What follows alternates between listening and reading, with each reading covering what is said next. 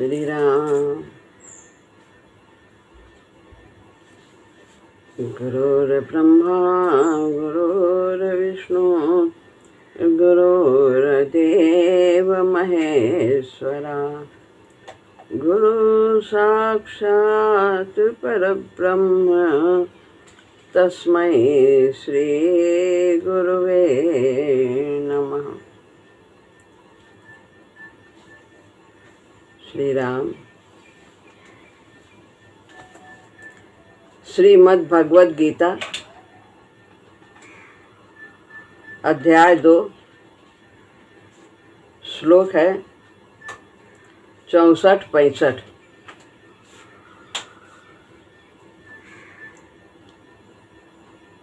राग द्वेष वियुक्तैस्तु विषयानिन्द्रियैश्चरन् आत्मवशैर्विधेयात्मा प्रसादमधिगच्छति। प्रसादे सर्वदुःखानां हानिरस्योपजायते। प्रसन्नचेतसो ह्याशु बुद्धिः पर्यवतिष्ठते।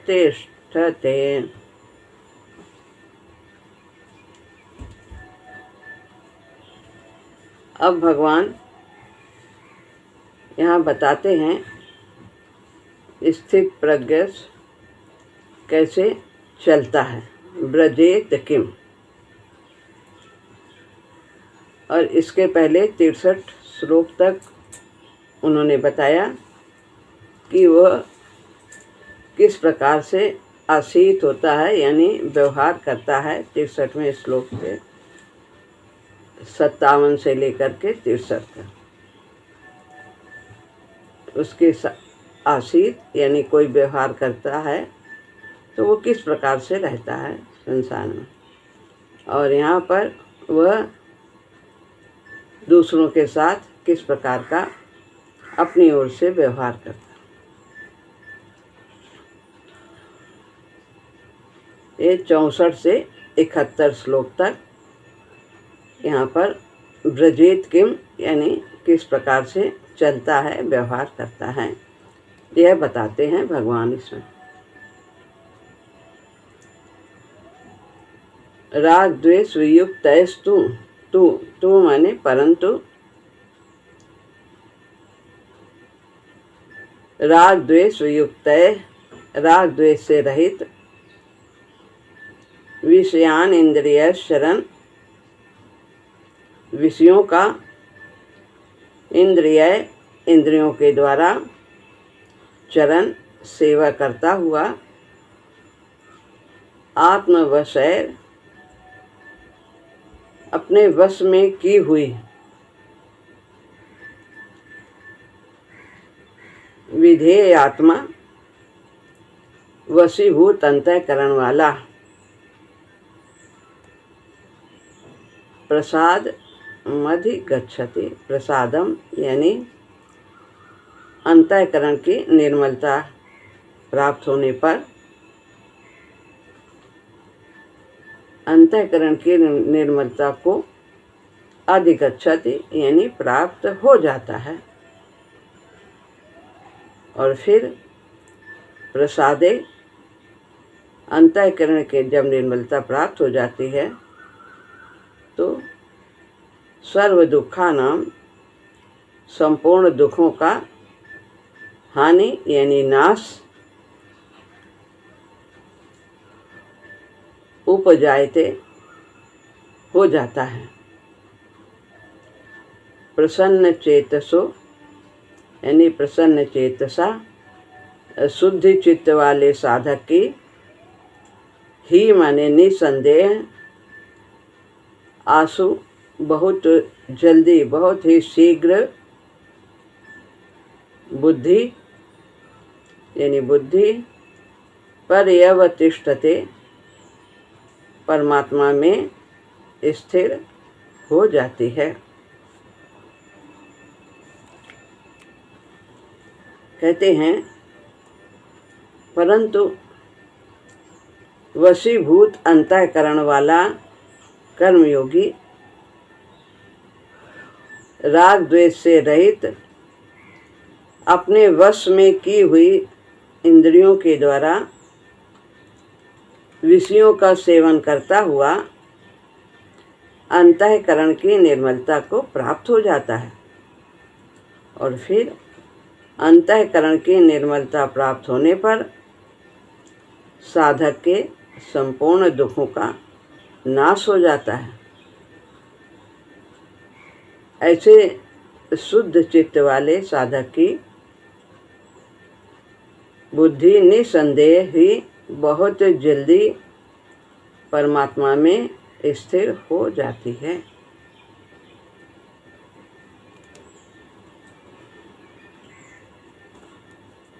इसके पहले श्लोक में भगवान ने बताया कि जो आसक्ति रहते हुए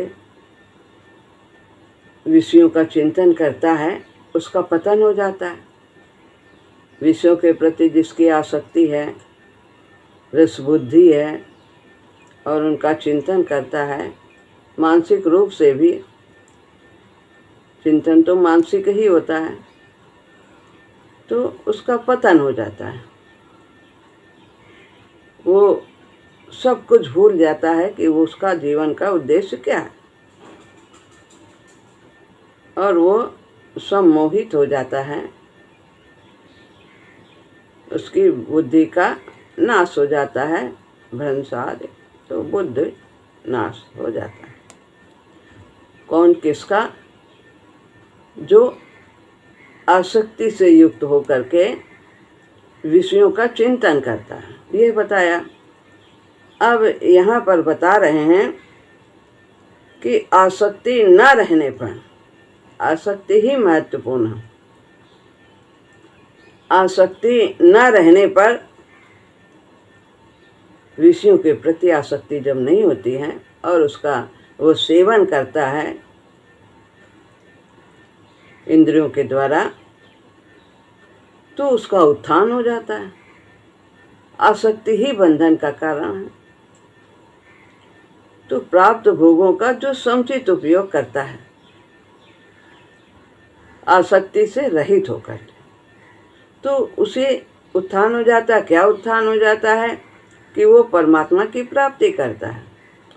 और जो आसक्ति से युक्त होकर विषयों का चिंतन करता है तो उसका पतन हो जाता है। और आसक्ति से रहित हुआ इंद्रियों के द्वारा विषयों का सेवन करने वाले का उत्थान हो जाता है। एक रहित की बात है और एक सहित की बात है। तो आसक्ति से विषयों के प्रति आसक्ति नहीं होनी चाहिए कि हमें ऐसा चाहिए, इंद्रियों के सुख के लिए वो विषयों का भोग करता है, तो वो बंधन का कारण। लेकिन कर्तव्य की दृष्टि से, सेवा की दृष्टि से यदि विषयों का सेवन होता है तो वह परमात्मा की प्राप्ति कराने वाला होता है। वहाँ तो बुद्धि का नाश बताया है और यहाँ बुद्धि का परमात्मा में स्थित होना बताया है। कब होती है? आसक्ति से रहे। तो यहाँ पर अंतर बताने के लिए तू शब्द का प्रयोग किया गया है, यानी परंतु बताया है। लेकिन उसमें ऐसा होता है और इसमें चिंतन आसक्ति से रहित होता है, तो इस प्रकार से अंतर हो जाता है। विधेय आत्मा, साधक का अंतःकरण अपने वश में रहना चाहिए। मन बुद्धि ये मुख्य हैं, इनका अपने वश में, जीव को अपने वश में इन्हें करना चाहिए। इन्हें मनमानी नहीं करने देनी चाहिए। मनमानी अगर मन अपने मन का करेगा तो पतन की ओर ले जाएगा। तो बुद्धि को शासक के रूप में इस्तेमाल करना चाहिए। जो उचित है वही करना चाहिए। बुद्धि को उसका मन का गुलाम नहीं बनना। साधक का अंतःकरण अपने वश में रहना चाहिए। अंतःकरण को वशीभूत किए बिना कर्मयोग की सिद्धि नहीं होती, सफलता नहीं मिलती। प्रत्युत कर्म करते हुए विषयों में राग होने से पतन की संभावना बनी रहती है। कहीं ऐसा न हो जाए ये हमें प्राप्त होना चाहिए, अगर इसके विपरीत हो गया तो फिर वो दुखी हो जाता है। तो ये विषयों के प्रति राग है। वास्तव में देखा जाए तो अंतःकरण को अपने वश में रखना हर एक साधक के लिए आवश्यक है। मूर्ख मन मत कर मन माने, पूज्य भैया जी ने लिखा। विषय कुसंग त्याग हरि भज ले, दुर्लभ लख जाति जिंदगानी। कुसंग हमारा विषयों के प्रति शरीर से ही नहीं होता, मन से भी होता है। मन से चिंतन करने से कुसंग हो जाता। विषयों का यदि हम चिंतन करते, क्या था, कैसे खाया था, कितना सुंदर था, कितना अच्छा स्वाद था, कितना आराम के दिन थे, कितना सम्मान हो रहा था, कितनी तारीफ हो रही थी, मेरी तालियां बज रही थी, ये सब चिंतन। कैसे ठाठ थे, क्या क्या महल अटारी थे हमारे पास, कितने हाथी घोड़े थे, आज नहीं है फिर भी सोचते हैं और उनकी चर्चा करते हैं।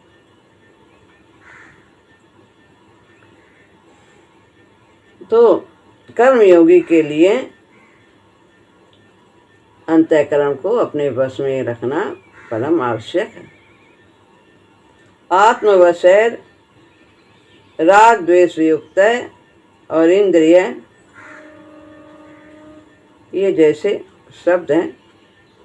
तो यहाँ पर जिस प्रकार से विधेय आत्मा कहा गया है, अंतःकरण को वश में करने का अर्थ है यहाँ मन बुद्धि को वश में करने। ऐसे ही आत्मवशैर यहाँ मुख्य रूप से इंद्रियों को वश में करने की बात भी कही है कि ये मुख्य रूप से आत्मवशैर में मन बुद्धि इंद्रियां शरीर सब आ जाते हैं, लेकिन विशेषता यह है कि इंद्रियों को वश में करने की बात यहाँ पर कही है कि आत्मवशैर पद से इंद्रियों को वश में करने का अर्थ आ गया। इंद्रियों को मनमानी, पहले तो मन बुद्धि को वश में करना है, मन को मनमानी नहीं करना। मन कंट्रोल में हो गया तो इंद्रिय भी कंट्रोल में आ जाएंगे। थोड़ा इंद्रिय पर भी ध्यान देना है। तो इंद्रियों को वश में करने का अर्थ है कि क्या है कि आँख को क्या देखना चाहिए वही देखे,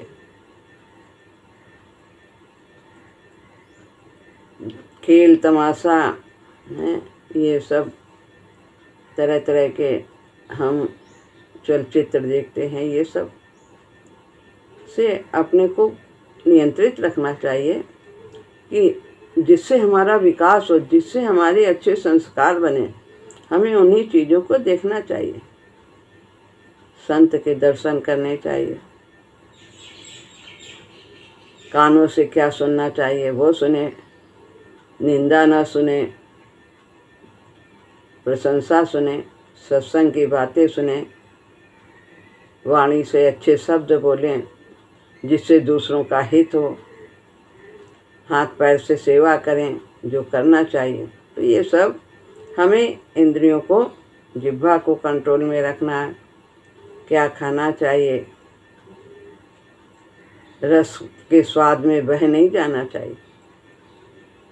जो स्वास्थ्य के अनुकूल हो और साधना के अनुकूल हो उसी भोजन को ग्रहण करना चाहिए। तो इंद्रियों को वश में करने की बात कही है। व्यवहार करते समय इंद्रियां अपने वशीभूत होनी चाहिए। क्रोध आ गया, जो मनाया बोल दिया, ये कंट्रोल में करना है।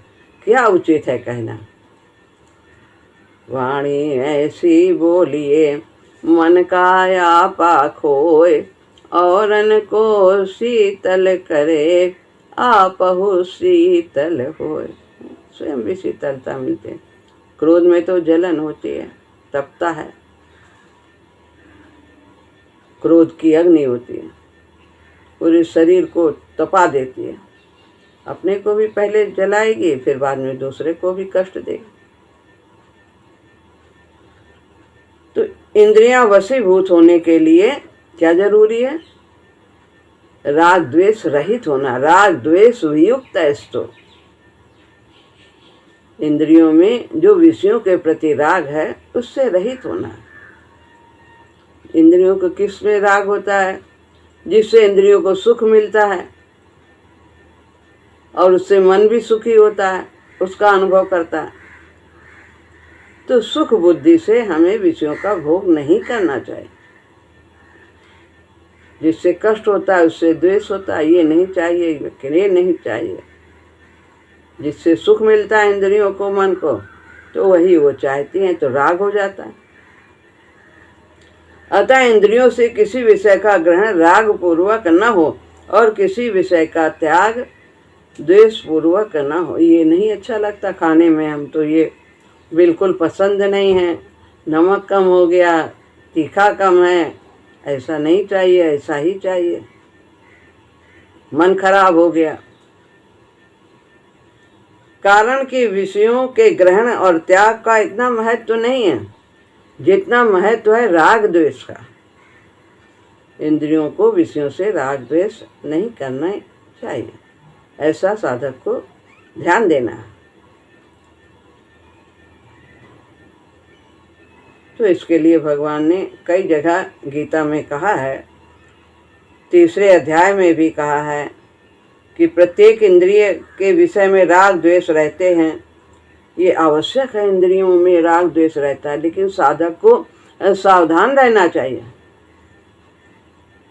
5वें अध्याय में भी 3 श्लोक में कहा है कि जो साधक राग द्वेष आदि द्वंद्वों से रहित हो जाता है वो सुख पूर्वक मुक्त हो जाता है। विषयान चरण, अब ये बता रहे हैं, जिसका अंतःकरण अपने वश में है। अब अंतःकरण इंद्रियां सब आ गई, मन बुद्धि इंद्रियां सब। जिसका अंतःकरण अपने वश में है और जिसकी इंद्रियां राग द्वेष से रहित हैं तथा अपने वश में की हुई हैं, ऐसा साधक इंद्रियों से विषयों का सेवन सब प्रकार से व्यवहार तो करता है पर विषयों का भोग नहीं करता। भोग करना क्या है? रस बुद्धि, आनंद आ रहा, बहुत सुख आ रहा, बहुत अच्छा लग रहा, बहुत सुनने में अच्छा लग रहा, खाने में अच्छा लग रहा, जो मन में आया बोल दिया, अहंकार के वशीभूत होकर अपने को श्रेष्ठ समझकर बहुत अच्छा लगा। तो वो ऐसा नहीं करता है। जो राग द्वेष से रहित है वो सोच करके विषयों को ग्रहण करता है, उपयुक्तता के ध्यान रखते हुए वो उनका सेवन करता है। योगिनः कर्म कुर्वन्ति संगम त्यक्त्वात्म धनंजय। संगम त्यक्त्वात्म शुद्धे, अपनी आत्मा की शुद्धि के लिए वह सभी प्रकार के कर्म करता है। तो इस प्रकार से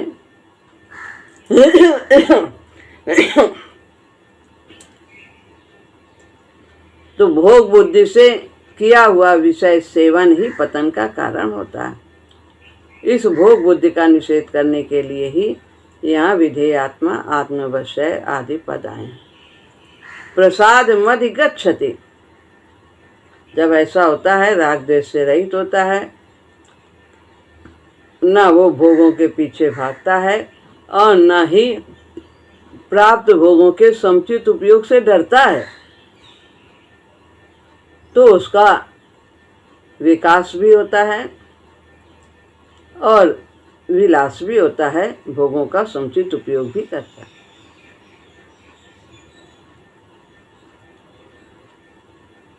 प्रसाद मदि गच्छति, राग द्वेष से रहित होकर विषयों का सेवन करने से साधक अंतःकरण की प्रसन्नता को प्राप्त होता है। बाहर की प्रसन्नता कोई महत्व नहीं रखती कि हम चले गए, क्लब में चले गए और कहीं भी चले गए, पार्टी में चले गए, बहुत थोड़ी देर वहाँ पर हा हा हल्ला वगैरह उसी में आनंद लिया, बाहर तो वह अंतःकरण की प्रसन्नता को ग्रहण करता, मन प्रसन्न रहता है। कोई भी विषय हो या न हो, परिस्थिति कैसी भी हो, वो अंदर से ही प्रसन्न अनुभव करता, उससे प्रसन्न रहता है, प्रसन्नता का अनुभव करता है।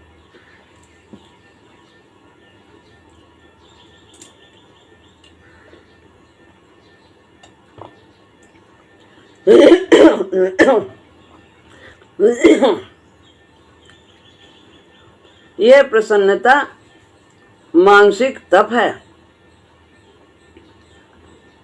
तो मन प्रसादा सौम्यत्व मौनमात्म निग्रह। तो मन की प्रसन्नता, अंदर की प्रसन्नता ही वास्तव में प्रसन्नता है। तो यह प्रसन्नता तप है, भगवान ने गीता में बताया 17वें अध्याय के 16वें श्लोक में, जो कि शारीरिक और वाचिक तप से भी ऊंचा है, मन की प्रसन्नता।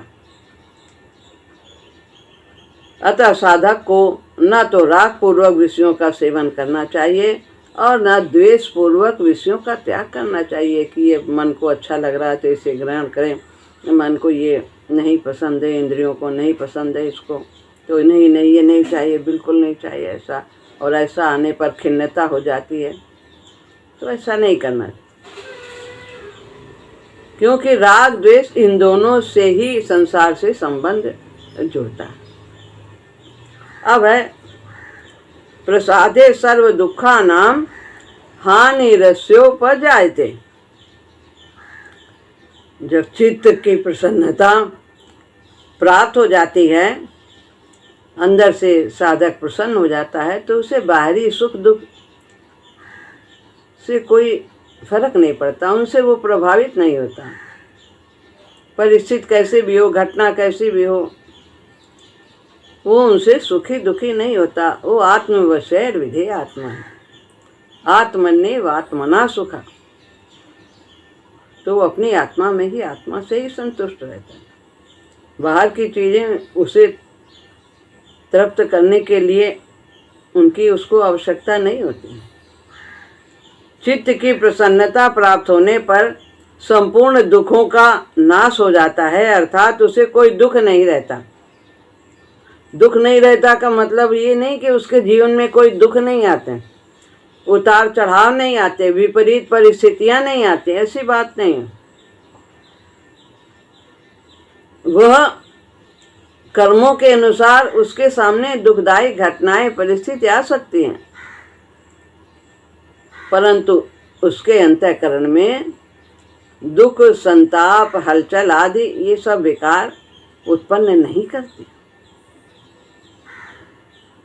वो दुख को दुख नहीं मानता, वो प्रभु का प्रसाद समझता है, अपने विकास का साधन समझता है, उनकी कृपा का अनुभव करता है। अनुकूलता भी कृपा है और प्रतिकूलता भी कृपा है। प्रतिकूल कृपा प्रभु माथे टेको, ममता वश कल्याण किया है। प्रभु ने हमारी ओर दृष्टि की है और हमारे संस्कारों को छेड़ करने के लिए ये सब परिस्थितियां भेजी। हमें निर्मल करना चाहते, हमें अपने समान बनाना चाहते हैं। तो अनुकूलता का जिस प्रकार स्वागत करते हैं, उसी प्रकार से प्रतिकूलता को भी सिर माथे लेना चाहिए। राग द्वेष होने से ही चित्त में खिन्नता आती है, ये मिलना चाहिए, ये नहीं मिलना चाहिए। जो नहीं मिलना चाहिए वो मिल जाता है तो मन में खिन्नता आती है, क्योंकि हमें विषयों से राग है, द्वेष है। खिन्नता होते ही कामना पैदा हो जाती है, नहीं यही चाहिए, मिला नहीं क्या करें। और कामना से ही तो सारे दुख पैदा होते हैं। परंतु राग मिट जाता है तो चित्त में प्रसन्नता होती है और उस प्रसन्नता से संपूर्ण दुख मिट जाते हैं। जितने भी दुख हैं वे सब कैसे होते हैं? वे सब प्रकृति के साथ संबंध जोड़ने से होते हैं। हम प्राकृतिक वस्तुओं को प्राप्त करके ही सुख चाहते हैं, जबकि हम स्वयं प्राकृतिक नहीं, हम तो आत्मा है, हम तो परमात्मा के अंश हैं, हम अप्राकृतिक हैं। तो हमारा संबंध तो परमात्मा से है, अलौकिक है। तो जब उससे संबंध जुड़ा रहेगा तभी हम आनंद का अनुभव कर पाएंगे, क्योंकि वो आनंद स्वरूप है। संसार से संबंध जोड़ने से जो नाशवान है, इससे सुख चाहेंगे तो नहीं मिलेगा, क्योंकि संसार तो अनित्य है, सरकता रहता है, हर समय उसमें अस्थिरता बनी रहती है। तो अस्थिर वस्तु से हम स्थिर वस्तु चाहेंगे, कैसे मिल सकता है? अनित्य से नित्य चाहेंगे तो कैसे प्राप्त हो सकता है? अनित्यता में नित्यता की खोज करते हैं तो ये असंभव।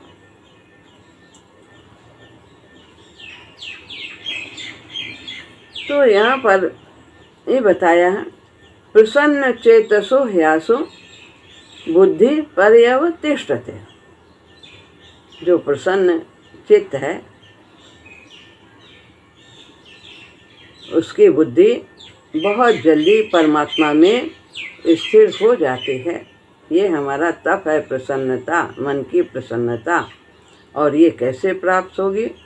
जब हमें विषयों से राग और द्वेष नहीं होगा। प्राप्त जो कुछ भी यद रक्षा लाभ संतुष्टो द्वंद्वातीतो विमत्सरा। तो प्राप्त भोगों से संतुष्ट है, सब कुछ आएंगे जीवन में और सब हमारे विकास के लिए, उसी में वो संतुष्ट है। अपने जीवन के उद्देश्य को जो समझता है कि मानव तन का क्या उद्देश्य है, केवल और केवल परमात्मा की प्राप्ति करनी है। और वो कैसे होगी? गुरु जी जो साधन बताते हैं उसी साधन को करते चले जाना चाहिए। मन भी स्वतः शांत हो जाएगा, स्थिर हो जाएगा, राग द्वेष से रहित हो जाएगा। क्या साधन बताया है कि प्रभु के नाम का सुमिरन, सत्शास्त्रों का अध्ययन, सत्संग, मनन, प्रार्थना। क्या मांगना है प्रार्थना में? संसारिक वस्तुएं नहीं, भगवान से यही प्रार्थना करनी है कि हमारे अंतःकरण को निर्मल करें, अपने चरण कमल की भक्ति दें। ये प्रार्थना करनी है। प्रार्थना भी दो तरह की होती है, एक नाममयी और एक भावमयी। नाममयी प्रार्थना जो नाम जप करते हैं वो नाममयी प्रार्थना है, और भावमयी प्रार्थना हम अपने भावों को प्रकट करते हैं भजन के द्वारा, कीर्तन के द्वारा, उपकारों का चिंतन करके, अपने अवगुणों को प्रभु से बता करके, स्वीकार करके। तो इस तरह से हम उनसे शक्ति मांगते हैं सदाचरण करने की, ताकि हम उन्हें प्राप्त कर सकें। इस प्रकार से हमें यह पुरुषार्थ करना चाहिए, तो हमारे राग द्वेष स्वतः ही जो हमें बंधन में बांधते रहते हैं ये शांत होते चले जाएंगे। इस प्रकार से यहाँ पर ये 2 श्लोक पूर्ण होते हैं और अब आगे अगले सत्र में दूसरे श्लोक का आरंभ होगा। राम।